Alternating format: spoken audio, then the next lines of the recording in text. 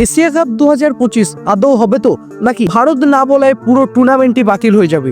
Asia cup নিয়ে এবার এসে গেছে কিছু বড়সড় প্রশ্ন। ভারত পাকিস্তান ম্যাচ কি হবে নাকি হবে না, নাকি এবার আমরা একটা সম্পূর্ণ আলাদা মাল্টিনেশন টুর্নামেন্ট দেখতে চলেছি? এ সম্পর্কে যে বিস্তারিত আপডেট উঠে আসছে সেটা সম্পর্কে বিস্তারিত জানবো আজকের ভিডিওতে।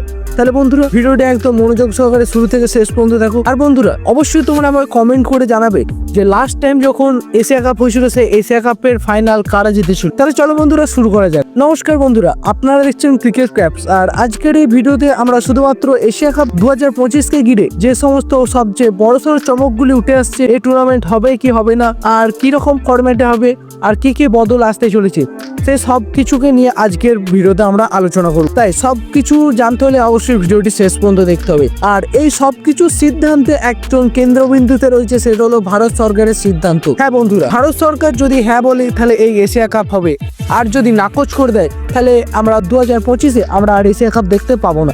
এশিয়া কাপ 2025 আয়োজন করা নিয়ে এখন উঠে এসছে একটা বিশাল তুঙ্গ, যেটা শোনা যাচ্ছে ইউএইতে হতে পারে এই এশিয়া কাপ 2025।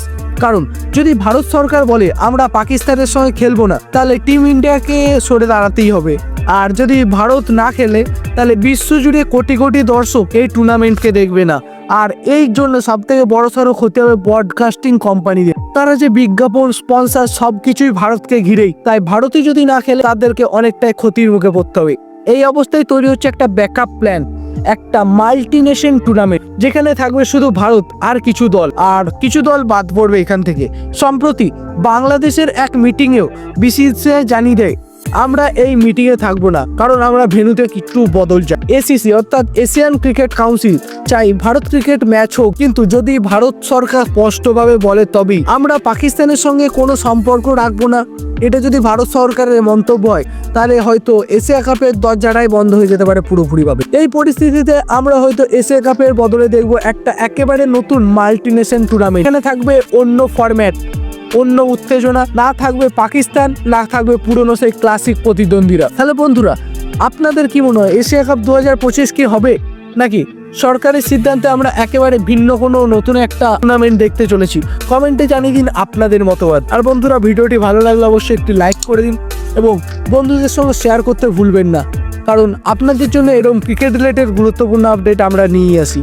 আর বন্ধুরা ডেসক্রিপশন বক্সে দেখো আমাদের টেলিগ্রাম চ্যানেল, হোয়াটসঅ্যাপ চ্যানেল এবং ফেসবুক পেজের লিঙ্ক দেওয়া আছে, সেখানে অবশ্যই ক্লিক করে আমাদের কমিউনিটিতে যোগ দিয়ে দাও, যেখানে আমরা ক্রিকেট রিলেটেড আপডেট ইউটিউবের আগে দিয়ে থাকি। তাই তুমি যদি একজন ক্রিকেট প্রেমী হও এবং ক্রিকেট আপডেট পেতে চাও তাহলে অবশ্যই আমাদের কমিউনিটিতে তোমাকে যোগ দিতেই হবে। তাহলে বন্ধুরা আজকের জন্য এই পর্যন্তই, ফিরে আসছি খুব শীঘ্রই নতুন কোনো আপডেট নিয়ে। ততক্ষণের জন্য জয় হিন্দ, জয় ইন্ডিয়া।